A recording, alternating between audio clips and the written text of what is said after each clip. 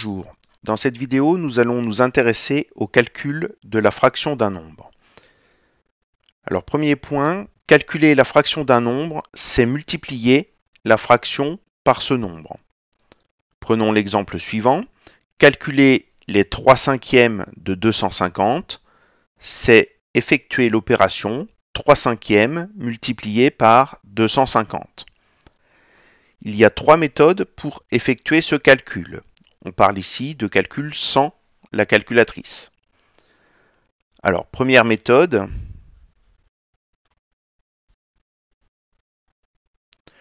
La première méthode est à privilégier en fait lorsque le nombre qui multiplie la fraction est divisible par le dénominateur de la fraction. Ici, 250 est divisible par 5 et on a 250 divisé par 5 qui est égal à 50. Il reste ensuite à multiplier par 3, et donc 50 multiplié par 3 est égal à 150. Conclusion, les 3/5 de 250, eh bien c'est égal à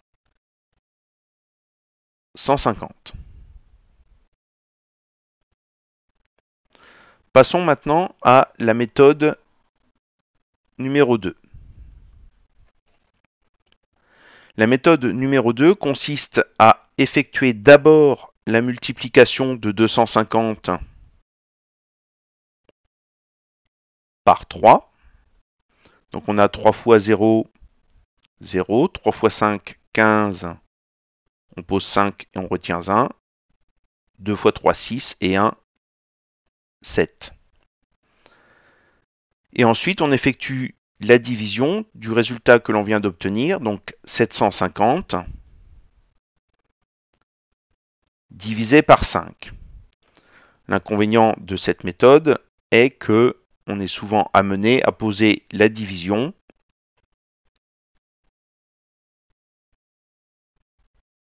donc 750 divisé par 5. Donc en 7, combien de fois 5? Une fois. Une fois 5, 5 pour aller à 7, il reste 2. On abaisse le 5. En 25, combien de fois 5? 5 fois. 5 fois 25, 25. Donc il reste 0. On abaisse le 0. En 0, combien de fois 5? 0 fois. Et il reste 0. On retrouve bien comme résultat final 150. Passons maintenant à la troisième méthode.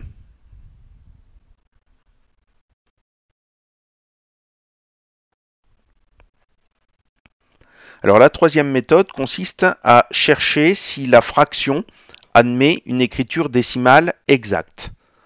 Pour cela, il faut diviser le numérateur par le dénominateur jusqu'à obtenir un reste égal à 0, ce qui n'est pas toujours possible, ce qui explique que cette méthode est plutôt déconseillée.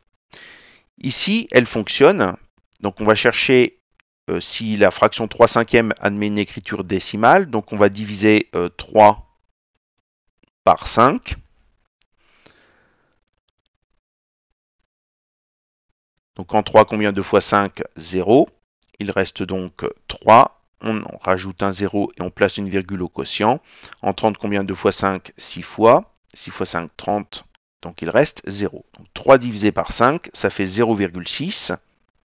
Donc la fraction 3/5 admet une écriture décimale exacte qui est égale à 0,6.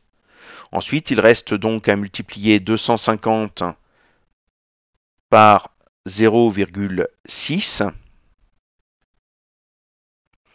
Donc 6 fois 0, 0. 6 fois 5, 30. On pose 0, on retient 3. 6 fois 2, 12 et 3, 15. Et comme on a un chiffre après la virgule en tout parmi les deux nombres qui sont multipliés, le résultat aura lui aussi un chiffre après la virgule. On obtient 150,0, c'est-à-dire 150. Regardons maintenant un deuxième exemple, calculer les 3/7 de 42. Donc déjà, d'après ce que l'on a dit précédemment, calculer les 3/7 de 42, ça revient donc à faire l'opération suivante, 3/7 multiplié par 42. Si on suit les conseils donnés juste avant, on va d'abord regarder si 42 est divisible par 7, ce qui est le cas ici. Donc la méthode numéro 1 va être très rapide à appliquer. Donc on a 42 divisé par 7 qui est égal à 6. Il nous reste ensuite à multiplier le résultat obtenu par 3, ce qui fait donc 18. Donc on aura 3/7 de 42 qui va être égal à 18.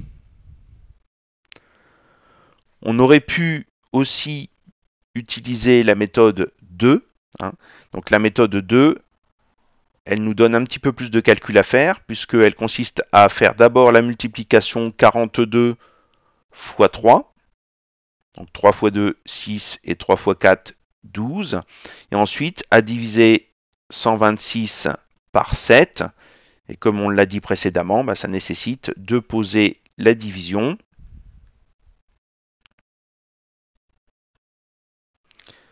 Donc en 12, combien de fois 7? Une fois. Une fois 7, 7. Pour aller à 12, il reste 5. On abaisse le 6. En 56, combien de fois 7? 8 fois. 8 fois 7, ça fait 56. Donc il reste 0. Donc on trouve bien comme résultat à nouveau 18.